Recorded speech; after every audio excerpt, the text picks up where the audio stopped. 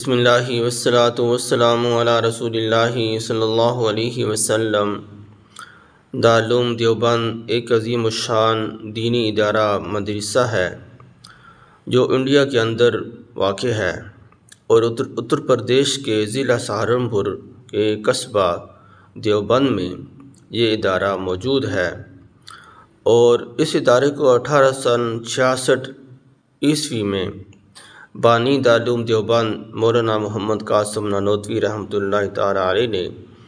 اپنے مخلص ترین رفقاء کی ہمراہ اس ادارے کی بنیاد رکھی، اور بنیاد بھی بڑی عجیب کہ حضور نبی کریم صلی اللہ علیہ وآلہ وسلم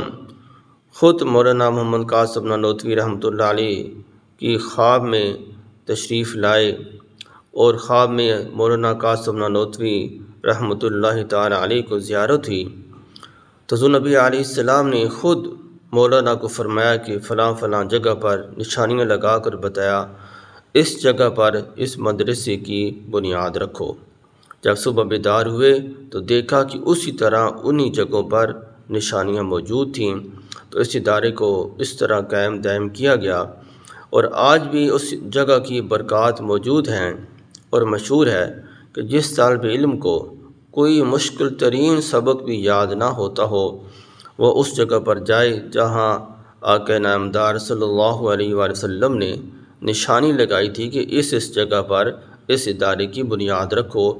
تو اس کی برکات کی وجہ سے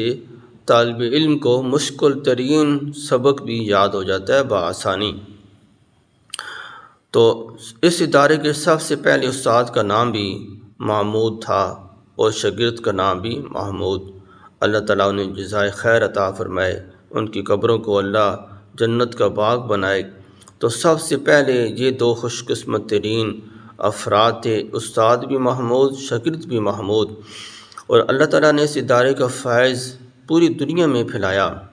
اگر اللہ تعالیٰ مولانا قاسم نانوتوی رحمۃ اللہ تعالیٰ علیہ سے اس ادارے کو قائم نہ فرماتے اور ان کا رخ اس طرف نہ پھیرتے، پھر ہمارے حالات بھی اندلس کی طرح ہوتے کہ 1857 کی جنگی آزادی کے بعد ہم غلام ہو چکے تھے، انگریز ہمارے اوپر قابض ہو چکے تھے، تو مسلمان مالی لحاظ سے، علمی لحاظ سے، روحانی لحاظ سے، ہر لحاظ سے غلام ہو چکے تھے، اور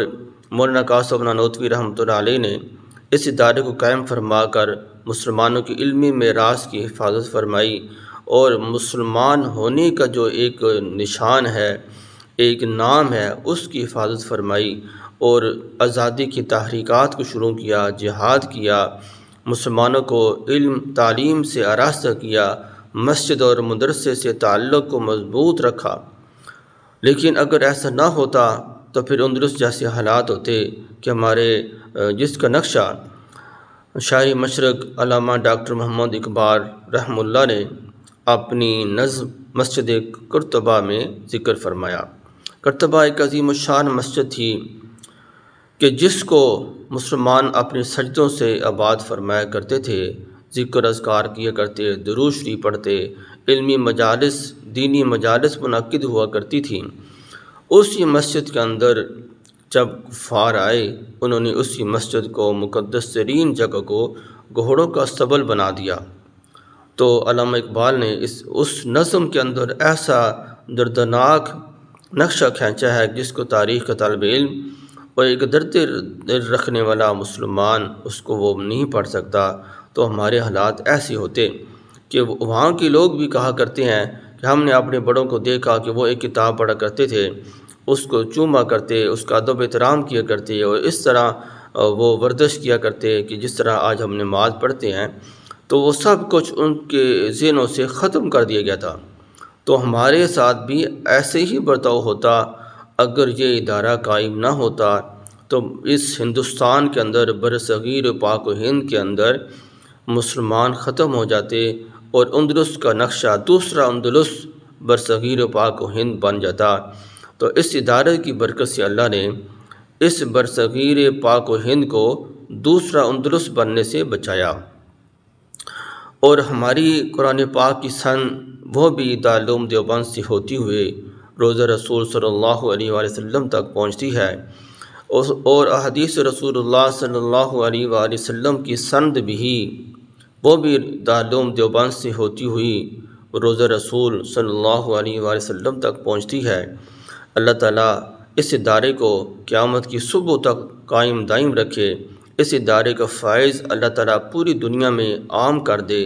اور ہمیں اس ادارے پر فخر ہے۔ دارالعلوم دیوبند ہماری پہچان ہے، ہمارا فخر ہے،